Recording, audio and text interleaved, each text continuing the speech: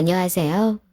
저는 대구광역시에 살고 있는 66세 여성입니다.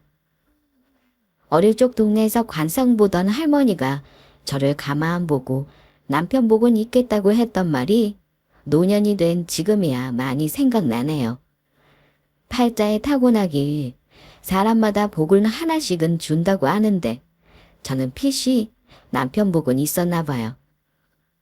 그런데 그 외의 복은 박복한지 특히나 첫째 아들이 얼마 전에 불효를 저질러 절연한 상태예요. 첫째 자식이라 제가 정을 많이 준 것도 있었고 감싸고만 돌았더니 귀엽고 건너면 안 되는 선까지 넘어버리더라고요. 제가 좋아하는 사연 채널 이야기를 듣다 보면 저와 비슷한 사연을 가진 부모들도 꽤나 있더군요. 제가 얼굴 창피하게 어디 가서 제 자식 흉을 보겠어요? 그래도 이명이니까 속 시원하게 털어놓으려 사연 보내봅니다. 돈 때문에 부모 재산까지 훔치려 한 제 아들 내외의 배은망덕한 이야기 들어보실래요? 제 고향은 경북 상주인데 그 중에서도 아주 외진 시골에서 자랐더랬죠. 저는 아버지를 이유직 여이고 30대 중반 혼자가 된 엄마 밑에서 사남매가 컸습니다. 친정엄마는 그 시대 어머니답게 시장에서 식당 일, 잡일을 해가면서 저희 남매들을 키워주셨어요. 그래서인지 저도 어머니한테 보고 큰 게 있는지 아직도 일손이 바지런하다는 말을 많이 듣네요. 남자 형제들만 고등학교까지 나오고 저와 손이 언니는 중학교 중퇴로 일찍 공장을 다녔어요. 6.25 전후 모든 세대들이 배움보다는 기술을 배우고 밥 먹고 살기 바쁠 때였으니까요. 제가 지인 소개로 대구에서 일을 하기 시작하면서 남편을 속개받게 되었어요. 당시 대구 외곽의 양송이 농장에서 일을 했는데 제가 손도 재빠르고 일을 야무지게 하니까 사장님 내외께서 저를 좋게 봐주셨어요. 배양, 이제 우리 농장에서 일한 지 1년이 좀 넘었지? 혹시 주산이나 돈 계산 잘하는가? 내가 우리 남편한테 배양이 아주 일머리가 똑똑한 게 우리 농장 격리를 시켜보면 어떻겠냐고 얘기했어. 사장님, 사모님, 제가 주산은 좀 하지만 저는 가방끈도 짧고 갑자기 어떻게 격리를 해요.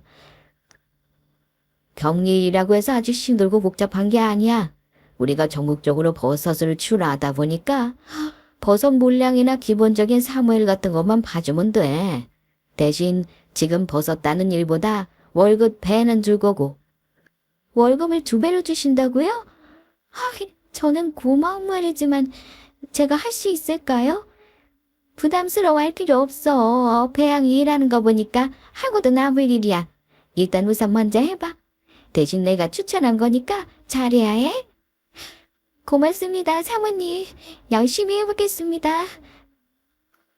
버섯 농장 인부 일을 하다가 갑작스레 사모님 추천으로 격리 일을 하게 됐고 제 우려와는 달리 곧잘 적응해서 일을 했어요. 그리고 장장 5년간 버섯 농장의 재정 지출을 담당하면서 농장 직원들 중에서 가장 월급을 많이 받는 직원이 되었었죠. 그리고 제 나이가 26살이었습니다. 그리고 어떻게든 만나야 할 인연은 꼭 만나게 된다고 저를 항상 최고라고 말해주던 농장 사장님 네 분이 사돈 친척이라며 지금의 남편을 소개해 주셨고요.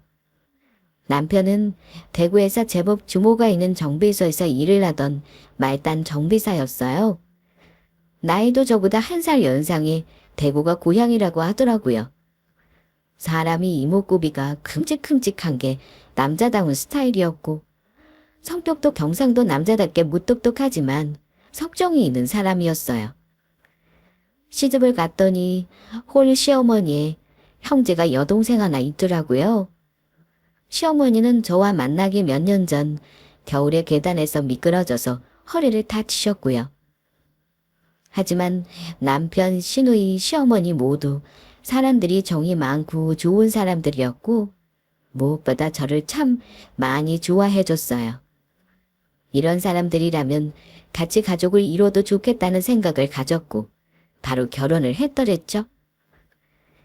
제가 남편을 처음 소개받을 때 모아놓은 돈도 많고 월급도 잘 받는다고 해서 재정적인 부분은 걱정도 안 했는데 이게 웬걸요.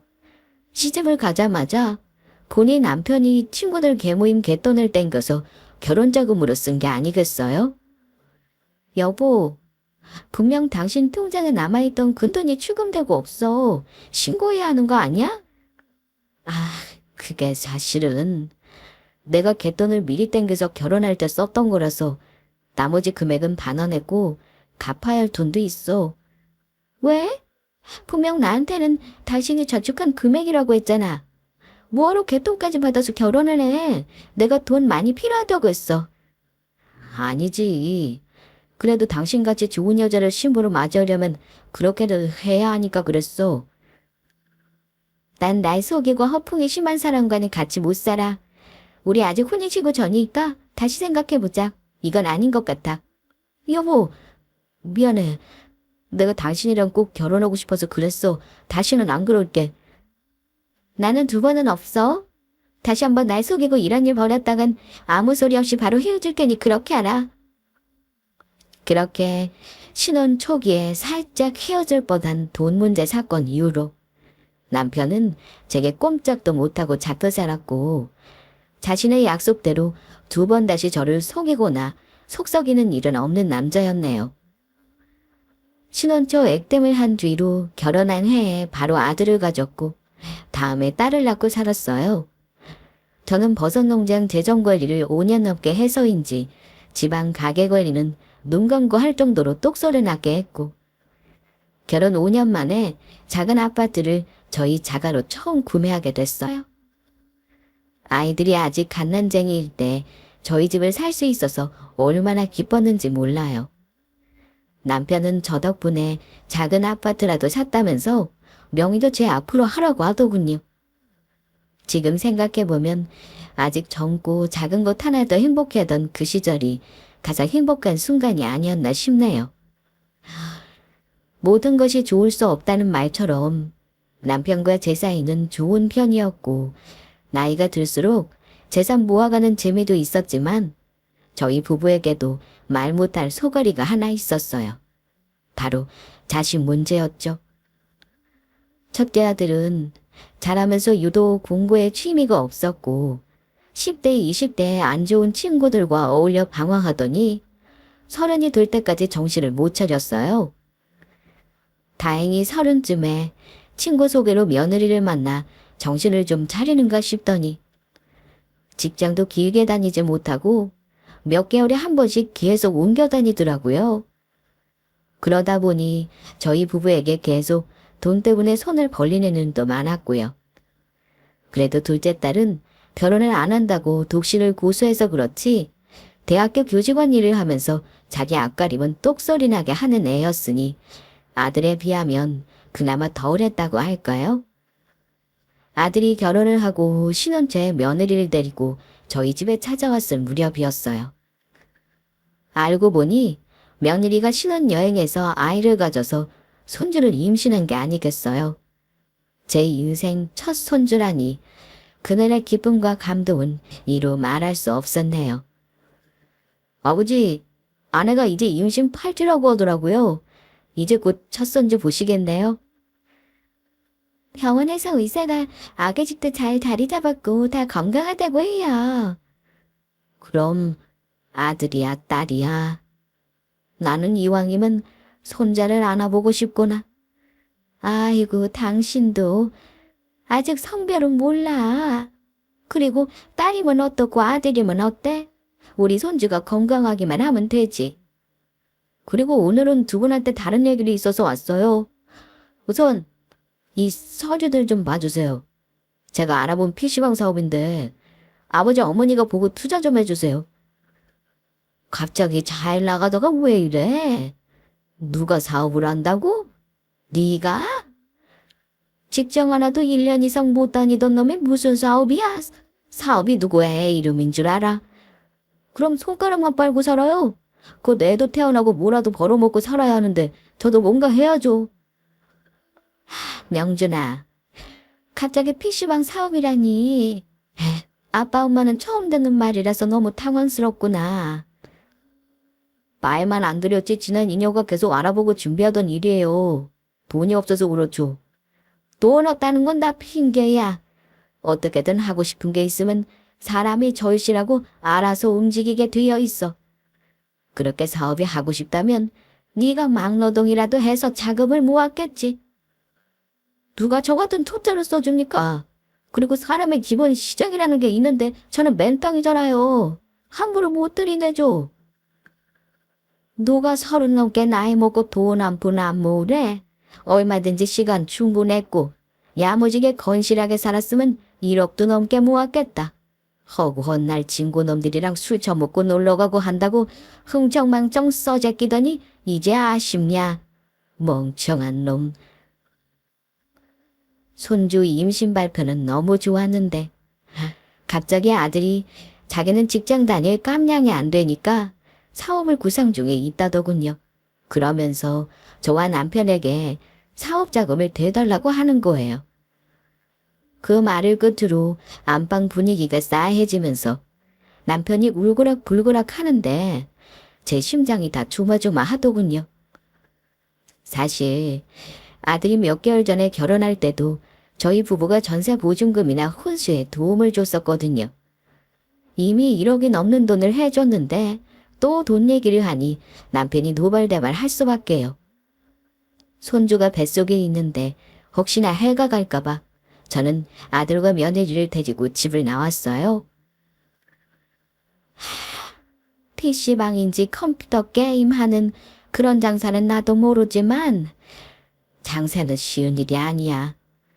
아버지는 절대 돈 안 해주실 거고 엄마가 모아둔 돈이 좀 있으니 가게 보증금 정도는 도와주마. 진짜요? 엄마 얼마 가지고 있는데요? 저희 급하게 이것저것 컴퓨터 들여오고 가게 수리하려면 적어도 7천 정도는 있어야 하는데 그 정도 돼요. 아니 5천만 원이 다야. 이거라도 어떻게 안 되겠니?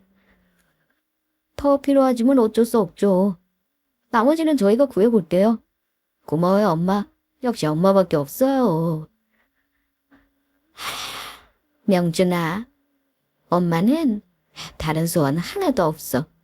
그저 네가 이제는 마음 다잡고 네 가정에 최선을 다하고 살았으면 한다. 이 돈도 엄마가 가진 전부야. 다음은 없어. 알겠지? 저도 50대까지는 보험 일도 하고 친구랑 음식점 장사도 했었기에 따로 모아둔 돈이 5천만 원 정도 있었어요. 아이도 생기고 한 가정의 다장인 아들이 사업을 한다는데 그 돈이 뭐가 아깝겠어요. 곧이 이번에는 이 아이가 책임감을 가지고 깨닫는 바가 있어서 그 모든 난관들을 잘 헤쳐나가길 바랄 뿐이었죠. 부모의 마음이라면 다 그럴 겁니다. 내 자식을 다 손가락질해도 부모만큼은 끝까지 믿어주고 싶다는 그 마음이요. 당시 저와 남편은 환갑을 막 지난 때였고 나름 몇 년 안에 은퇴를 하겠다는 계획을 짜고 있었어요. 저는 이미 50대 후반에 하던 일을 다 그만두었고 남편은 3년 안에 누군가에게 자기 정비센터를 인수해 주려고 준비 중이었어요. 젊은 시절부터 술, 담배를 하던 남편은 나이는 못 속이는지 당뇨, 고혈압약을 복용하기 시작했고 저는 저와 남편의 건강관리에 크게 신경을 썼어요. 그리고 그 시기 제 기도가 먹혔는지 다행히 아들내외는 손자도 무사히 낳고 PC방 가게를 운영하면서 돈도 조금씩 모았고 기존의 집보다 더 큰 평수인 아파트로 이사도 갔어요. 이사한 집에 초대돼서 갔는데 얼마나 행복한지 이로 말할 수 없을 정도로 기쁘더군요. 저는 태어난 첫 손자가 복덩이인가 싶었어요.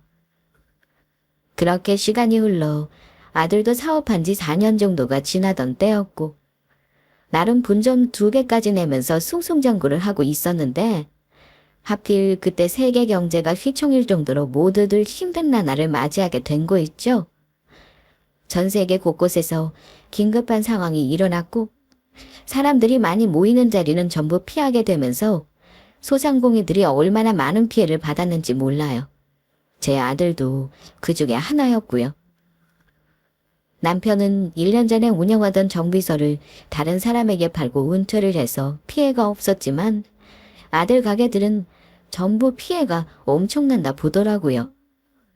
전화상으로 큰아들이 죽겠다고 앓는 소리만 여러 번 듣다가 오죽했으면 저는 영험하다는 저를 불어 찾아가서 빨리 이 난국을 벗어나게 해달라고 기도까지 드렸어요.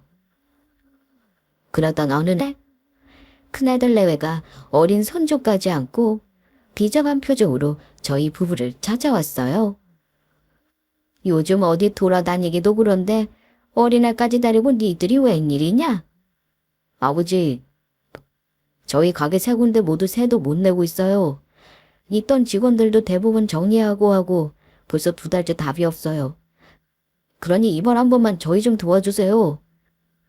내가 왜 이 소리 안 나오나 했다. 너 그 PC방인가 뭔가 할 때도 네 엄마가 도와준 거 내가 모를 줄 알아. 이제는 나한테 도와달라고 하냐? 집에 도희씨를 말하게 할 일 있어? 그러면 어떡해요. 이시영 낸 게 제 잘못도 아니고 은행 쪽 돈은 다 땡겨서서 한도도 없지. 있는 가게를 정리하려고 해도 살 사람이 안 나타나요. 이럴 때 누구한테 도움을 받습니까? 너만 사업했냐? 사업하는 사람은 다 그런 위기 겪으면서 살아. 나는 40년을 사업하면서 이런 일이 없었을 줄 아냐. 이런 위기 대비하는 것도 능력이야. 너는 그런 대비조차 안 하고 불나방처럼 달려들었으니 이 사단이지. 탓하기는 뭘 탓해. 아이 여보. 그래 내 말이 틀리진 않았죠. 내 잘못을 이렇게 된 거 아닌데 뭘 그렇게까지 말을 해요. 엄마, 저희 엄마 아파트라도 주시면 안 돼요? 어차피 저희가 장저고 아파트 물려주실 거잖아요. 그러니까 먼저 땡겨서 주신다고 생각하고 주세요. 며느리한테 중요하면 세금 절약도 된대요. 이게 네 아들 맞아. 뭐 어디서 미친 소리를 짓거리고 있어? 네 엄마 재산을 왜 네가 달라 말라 헛소리를 씹으려. 그럼 자식 망하는 꼴 보고만 계실 거예요. 그래. 네가 망하면 망했지 난 못 도와줘. 여태 먹여주고 길러주고 결혼도 시켜 사업도 시켜줘. 뭘 더 해달라는 말이냐? 거친이 있기나 한 거고. 아들과 며느리는 남편에게 울먹이면서 가게세도 못 내고 있다면서 금전적으로 도와달라고 사정을 했어요. 아들내어가 부탁을 해도 대쪽 같은 남편은 돈을 못 준다는 식으로 강경하게 나왔고 그랬더니 아들은 급기야 제가 옛날에 사놓고 세를 둔 제 명의의 23평 아파트를 자기한테 미리 상속해달라고 하는 게 아니겠어요? 몇십 년 전에 구매할 때는 허허 벌밭 외곽에 있던 아파트가 지금은 지하철 역세권에 자리 잡은 격이라서 미래 가격이 기대되는 아파트였고 아들은 늘 그 아파트를 탐내고 있었더랬죠. 그날 그 아파트 얘기를 꺼내는 순간 남편이 화가 나서 아들 등짝도 때리고 서로 큰 소리로 얼마나 싸웠는지 몰라요. 어떻게든 제가 중간에서 부자지간을 중재하고 큰아들 내외를 달래서 돌려보냈는데 며느리가 손주를 등에 업고 엉엉 울더라고요. 돈이 없어서 자동차도 안 끌고 다닌다는 말에 며느리 손에 택시비를 쥐어 보냈어요. 그러고 집으로 돌아갔더니 남편이 혼자 거실에 앉아 땅소주를 마시고 있더군요. 당신도 참 아무리 속생해도 그렇지 맨속에 왜 소주를 마셔? 평소 먹는 약도 있는데. 나도 없이 살아봐서 알아. 그리고 다른 누구도 아니고 자식 일인데 왜 한독고 싶겠어. 하지만 저 자식 하는 꼬라지를 봐. 이미 글러쳐먹어서 우리가 아무리 도와주고 해도 정신머리가 썩어 빠져서 밑 빠진 독에 물 붓기나 다름이 없어. 이번에는 나도 버거워. 주변에 다들 힘든 날은 곡소리만 들리고 우리 아들까지 저러고 있으니 어떻게 해야 하나 고민이네. 이번에는 절대 도와주면 안 돼. 내가 말했어. 저 자식도 자기가 한 일에 스스로 책임을 질 줄 알아야 해. 언제까지 우리한테 의지를 시킬 거야? 품 안에 자식도 아니고 이제 독립해서 자기 가정 있는데 그러면 안 돼. 아, 나도 늘 그런 생각은 하는데 저 어린 손주를 보고 며느리를 보면 어떻게 안 도울 수 있어. 아니, 절대 그러면 안 될 일이야. 진짜 속이 쓰리다 못해 미치겠다. 나는 자식 농사 실패했나 봐. 당신이 그렇게 말하니까 나도 자식 잘못 가르친 것 같아 마음이 착잡하다. 남편은 제게 푸념 섞인 한탄을 쏟아내더니 혼자 술을 마시며 엉엉 울었어요. 그 속에 어떨지 누구보다 제가 잘 알죠. 그날 밤이 얼마나 슬프던지요. 그러고 나서 며칠 뒤 이른 아침부터 외출을 한다고 분주하게 준비하던 남편 때문에 저는 아침 식사를 차리고 있었는데 화장실에서 벼랑간 쿠 하는 소리가 나는 게 아니겠어요? 무슨 소리지 싶어서 허둥지둥 가보니까 욕실 바닥에 남편이 쓰러져 있는 거예요. 그리고 그것이 남편과 마지막이었습니다. 곧바로 응급차를 불렀고 남편 응급실에 도착하자마자 남편은 숨을 거두어 버렸죠. 귀가 멍멍하니 충격으로 정신을 놓고 있는데 딸이 병원에 와서 이것저것 처리를 대신했어요. 그렇게 남편은 동맥경화로 세상을 떠났고 저희는 갑작스런 남편의 장례식을 치러야 했죠. 아들 내외, 딸, 남편 형제 및 친족들, 친구들 등 북적일 정도로 장례식에는 많은 사람들이 왔어요. 그때 제 남편 나이가 66이었는데 세계 여행이 남은 꿈이라던 푸르른 청춘의 마음으로 살던 남편이 떠나기에는 너무 이른감이 없지 않았죠. 장례식에는 특히 남편의 하나뿐인 여동생인 고모가 실신을 할 정도로 큰 충격을 먹어서 장례 중에 링겔도 맞고 입원도 하고 난리도 아니었어요. 시어머니가 돌아가시고 남매 둘이서 서로를 얼마나 의지하고 살았는데 그럴만도 했죠. 저는 장례도 치르랴, 고모 간호도 하랴 정신이 하나도 없었네요.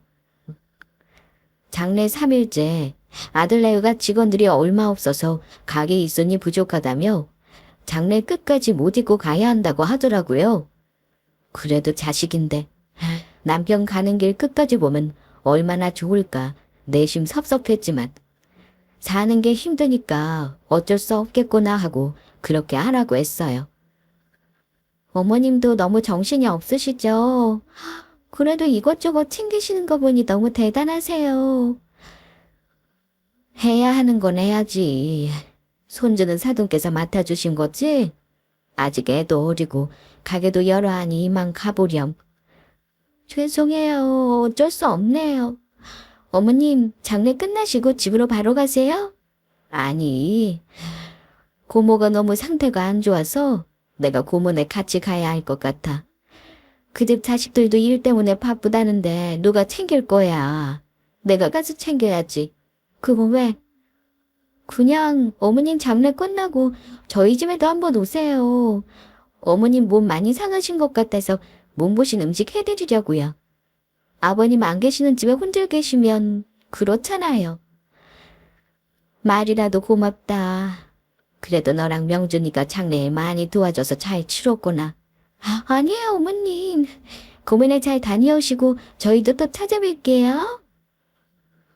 그래도 아들 내외가 장례에 와서 일도 많이 도우고 저도 위로를 살뜰히 해줬었고 역시 힘들 때는 가족이 최고다 했더랬죠. 남편의 장례를 마치고 고모네에 가려고 했는데 그 자식들이 숙모 장례 치른다고 몸도 마음도 말이 아닌데 그냥 저보고 집으로 가라고 하더군요. 고모도 그러는 게 좋다고 저를 설득하고요. 생각해보니 저도 남 생각할 상태는 아니었기에 딸과 함께 그냥 제 집으로 가게 됐어요. 집에 도착해서 현관문을 열었더니 베란간 어떤 소리가 들려오더라고요. 제가 끔찍 놀라서 거실을 지나 주방을 봤더니 며느리가 커피 한 잔을 들고 마시고 있는 게 아니겠어요? 며느리도 순간 집에 온 저를 보고 놀랐는지 경기를 일으키듯이 놀라다가 뜨거운 커피를 몸에 쏟았어요. 아, 네가 내 집에 웬일이냐? 가게 일 바쁘다고 하더니 여기서 커피까지 들고 뭐하고 있어? 아, 어머님, 고모네 간다고 하지 않았어요? 아, 가려고 했는데 고모네 자식들이 자기 엄마 모실 테니 걱정 말고 집에 가서 쉬라고 하더라고. 그래서 네 신우랑 같이 오는 길이다. 명재는 어쩌고 너만 왔니?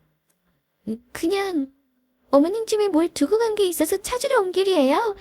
그이도 같이 왔어요. 그래? 어디 있니? 안 그래도 너희한테 할 말이 있어서 연락하려던 참인데 잘 됐구나. 남편은 그냥 뭘 좀 찾고 있어요. 저희가 두고 간 거요. 나도 같이 찾아줄까? 혹시 여물로 너희 건지도 모르고 어디에 치워졌는지도 몰라. 요새 내 정신머리가 말이 아니란다. 벼랑간 빈집에 며느리가 와 있으니 저와 딸까지 놀라서 허둥지둥 하는데 안방에서 뭔가 쿵쿵 하는 소리가 들리더라고요.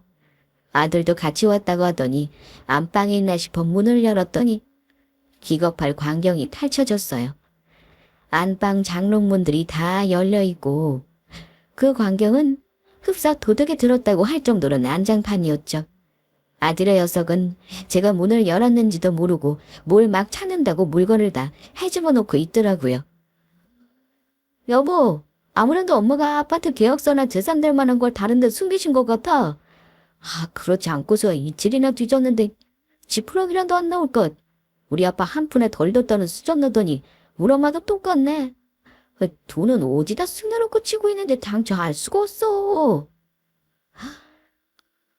명춘아, 네가 찾는 것들 이 방에 없어. 그거 찾아서 어디다 쓰려고 하니? 훔쳐서 가게비 갚으려고. 엄마, 아니, 공으로 간다고 했으면서 어떻게 여기로 왔어요? 다른 방도 이렇게 다 뒤졌나 보네? 아들이 아니라 도둑놈을 키웠구나 내가. 아들은 저를 보고 기겁하면서 몸을 덜덜 떨더군요.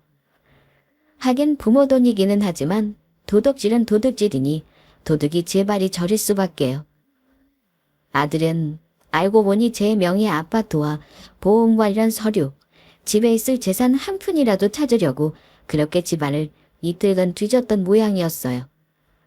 쑥대밭이 된 집과 아들 내외 충격적인 행동 때문에 저는 뒷목을 잡고 쓰러지려고 했는데 마침 딸이 옆에서 부축해서 다행이었네요. 오빠도 세훈이도 둘 다 미쳤어? 지금 아버지 돌아가신 지 며칠 되지도 않았어. 그런데 부모님 빈집에 도둑처럼 들어와서 이작당이야? 진짜 돈앤준이 돌았구나. 너는 상관도 없는 기집애가 얌전히 찌그러져 있어. 너 발언권 없다고. 내가 왜 없어? 나도 오빠처럼 이집 자식인데 어떻게 여태 엄마 등볼 빼먹은 것도 모자라서 이젠 돈 훔치러 와. 그것도 아빠 장례식 기간에 몰래 와서 이렇게 개판 만들고. 진짜 아빠가 하늘에서 보시면 기함하시겠다. 어차피 죽은 사람은 말이 없는 법이야. 그러니까 살아 생전에 자식들 힘들다는데 베풀고 살면 얼마나 좋아. 그랬으면 내가 장례식 도중에 이렇게 나올 일이 있었겠어. 아, 진짜 오빠가 아니라 또라이네. 안 되겠어. 이건 도저히 그냥 못 넘어가. 경찰에 신고할 거야. 언제 해봐. 친족 상도료라고 친족 간에나 처벌할 수 없다는 거 몰라? 나보다 많이 배운 게 엄청 멍청하네. 진짜 인간의 탈을 쓴 거 아니야. 어떻게 짐 쓴 것도 못할 수가 있어? 아, 이 형이 말이 맞다. 어떻게 부모 재산 훔치려고 아버지 장례식 도중에 나올 수가 있어? 아, 저거를 다 떠나서 이건 엄연히 도둑질이야. 알아, 이 녀석아. 내가 너를 그렇게 가르치든? 제가 큰아들 내외에게 어떻게 부모 상 중에 도둑질을 하려 하냐고 배신감에 치를 떨자. 그러니까 살아생전에 돈을 해줬으면 이렇게까지 되지 않았을 거라고 뻔뻔하게 대답하더라고요. 딸도 자기 오빠 내외의 말에 열이 받았는지 진짜 경찰 신고를 해버렸고 아들내외는 경찰이 도착하기 전에 알아서 집을 나갔어요. 그날 밤부터 한동안 남편이 죽기 전에 자식 농사 실패했다며 울던 게 자꾸 기억이 나고 한동안 아들 내외에 대한 배신감 때문에 속을 많이 끓였네요. 그러고 나서 몇 주 뒤, 제 통장에 입금된 남편 사망보험금 1억 4천만 원이 감쪽같이 출금이 됐더라고요.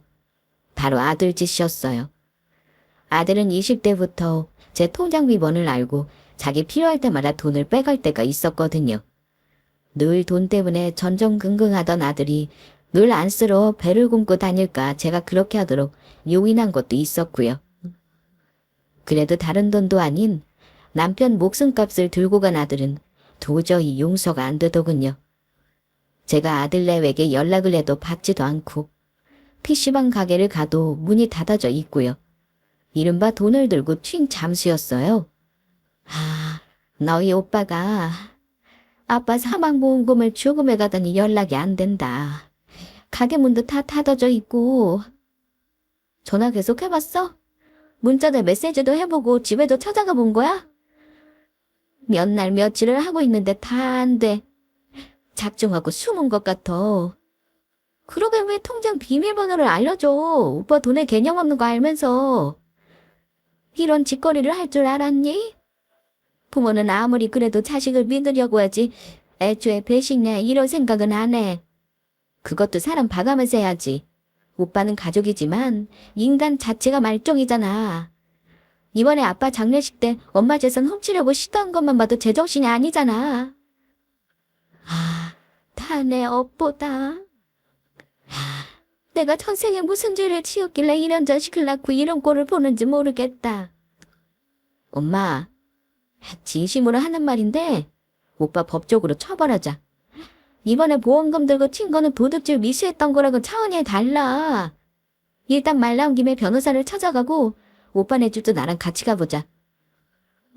딸에게 아들놈이 돈 들고 튄 걸 상의를 했더니 딸이 아는 변호사라면서 어떤 사무실로 저를 데리고 가더라고요.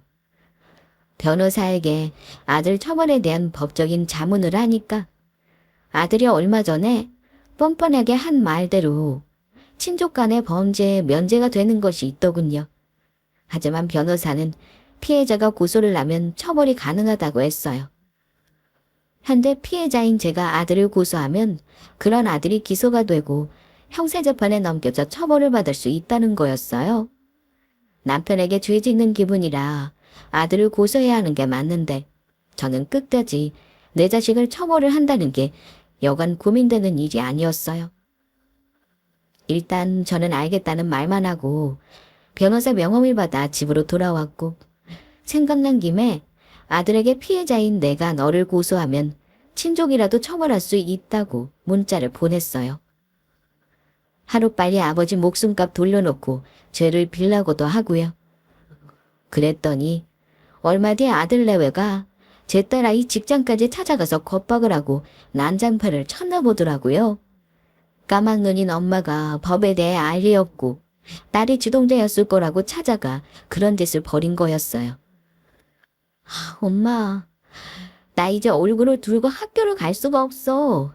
안 그래도 대학은 소문도 빨리 나고 사람들 뒷말 많은데 오빠랑 세연이가 나한테 포관하고 협박해서 이상한 사진도 썼다더러부터 이상한 소문 다 났어. 아이고, 내가 제명에 못 산다. 그놈들이 너한테까지 그런 협박을 하면 어쩐대냐. 가족은 이제 눈에 패는 것도 없나 봐. 그러니까 엄마가 마음 약하게 먹으면 안 된다니까. 아빠도 살아생전에 절대 아들한테 뭐 해주지 말라고 얼마나 뭐라 했어. 미안하다 형아. 엄마가 널 봐서라도 이제 제대로 네 오빠 단죄할 테니까 걱정 마. 또 말로만 그러고 오빠 용서하는 거 아니지? 이번에 오빠가 나한테 손찌검도 하려고 했다니까. 이제 오빠라고 부르지도 않을 거야. 네 아빠 말대로 자식 농사 잘못 지었나 보다. 실패다, 실패야. 딸이 자기 오빠에게 당한 수모 때문에 수치스러워 제 옆에서 펑펑 우는데 저는 아들 내외 막 나가는 행동을 보고 더는 머뭇거리지 않고 변호사를 찾아가 아들에 대한 고소를 진행했어요. 그렇게 시간이 흘러 처음에는 살아있는지 죽었는지 기별도 없던 아들 내외가 고소장을 받고 본격적으로 법의 지팡이 가해지니까 어느 날 저를 찾아왔어요.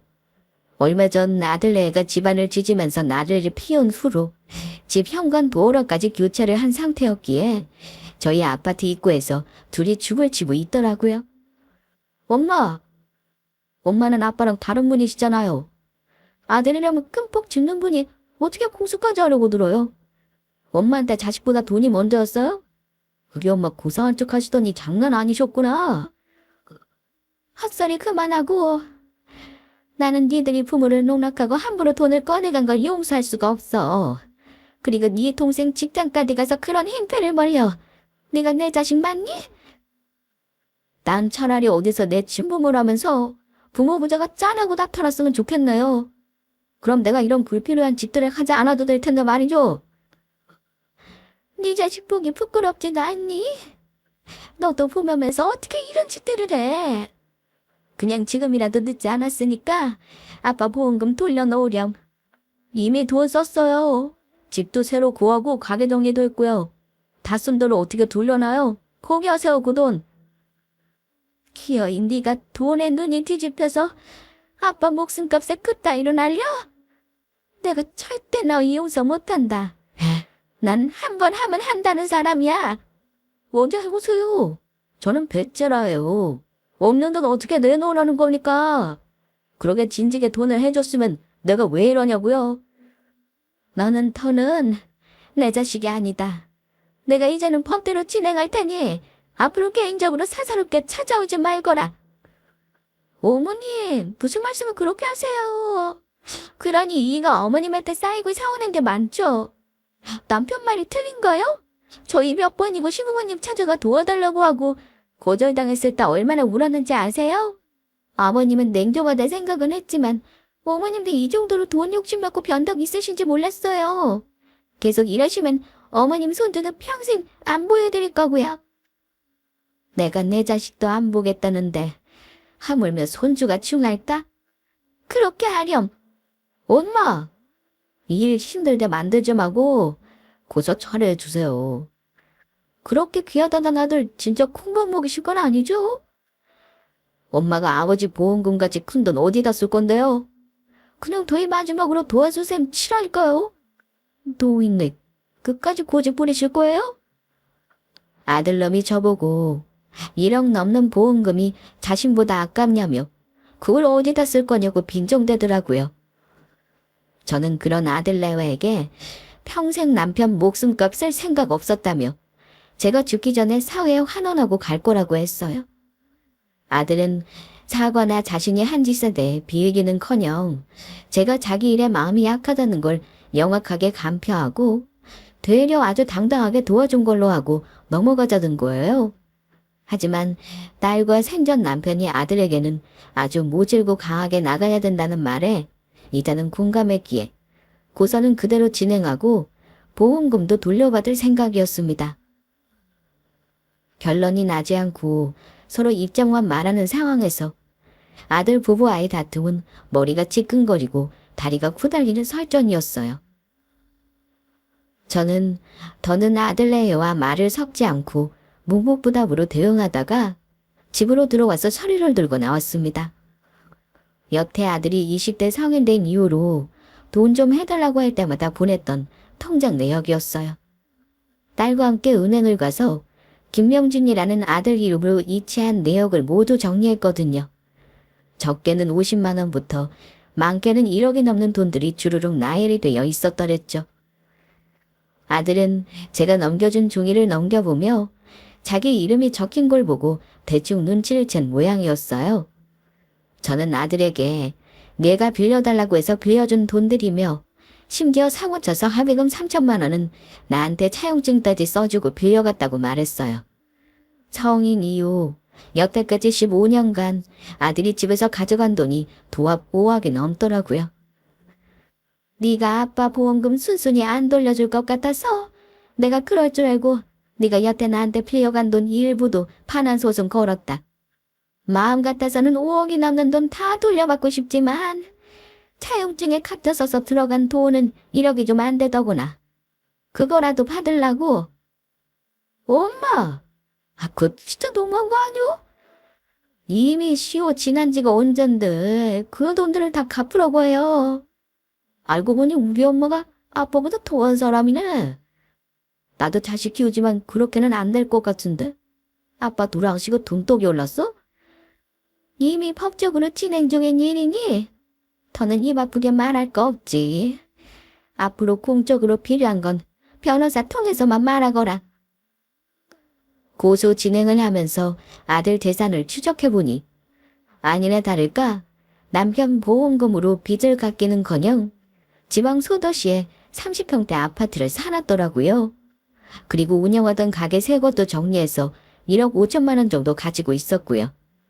저는 저보다 훨씬 부자인 아들 재산 내역을 듣고 여태 힘들다고 앓는 소리 한 건 모두 뻥이었다는 걸 알게 되었어요. 어떻게 인간이 부모한테 사기를 쳐서 자기 재산을 모은단 말입니까? 한 달 뒤 법원에서는 아들에게 제게 강제로 들고 간 돈과 빌려간 돈 총 2억 3천만 원을 반환하라는 지급명령이 내려졌고 아들은 이에 이의 신청도 하고 온갖 거부를 하다가 결국 재산 압류가 되면서 강제 집행이 되었죠. 경찰서에서도 영장이 나와서 끌려갔다고도 하고요. 며느리가 손주를 얻고 와서 제게 울고불고 매달리기도 했는데 저는 결국 반환 소송을 한 돈을 모두 돌려받았어요. 그 후 저를 찾아와 귀찮게 하는 아들 부부에 대한 법적으로 접근 금지 명령을 신청했고 1년 넘게 보지 않고 있는 중이네요. 제가 이렇게 단호하게 절연하니까 아들녀에도 많이 놀란 모양이었어요. 후에 딸에게 얘기를 들어보니 오빠 내가 찾아와서 엄마 마음 돌리게 도와달라고 했다더군요.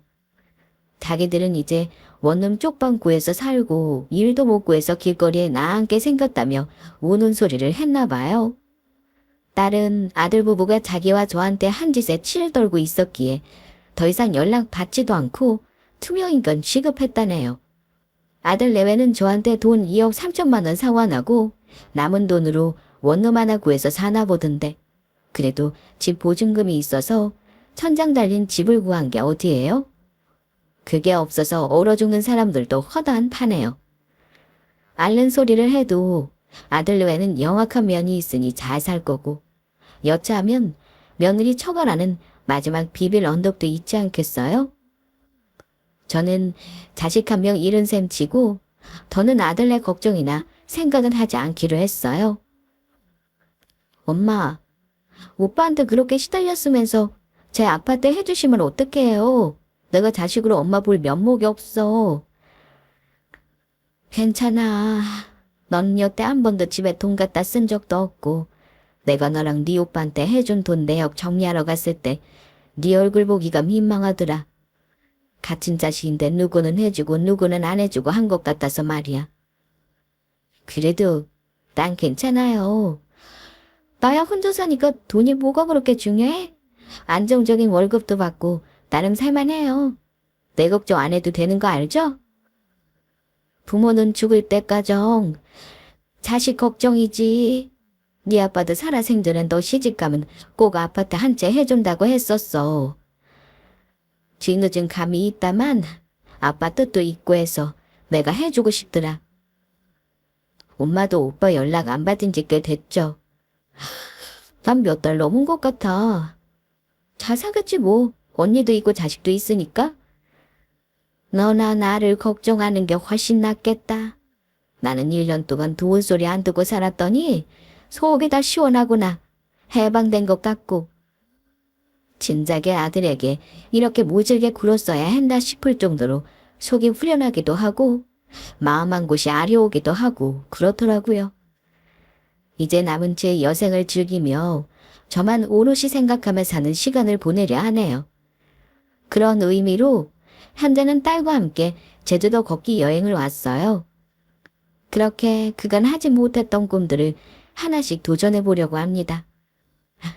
여러분, 주변에 간혹 돈 때문에 틀어지는 가족을 종종 보고 듣게 되잖아요. 우리가 지금 살아가는 세상이 돈이면 다 되는 세상이 돼서 그런가. 어떨 때는 주객전도가 돼서 돈이 사람을 잡아먹는 것 같더라고요. 저는 남편 보험금 사건과 아들 레에와의 돈 관계 때문에 돈이라는 것에 대해 다시 생각하게 됐어요. 돈은 없으면 불편하지만 많이 있다고 행복한 건 아니더라고요. 여러분들은 가족 간의 돈을 현명하게 잘 쓰시길 바라면서 제 얘기는 이만 줄이겠습니다. 사연 들어주신 분들께 감사를 전하고 무엇보다 건강하시길 기원합니다.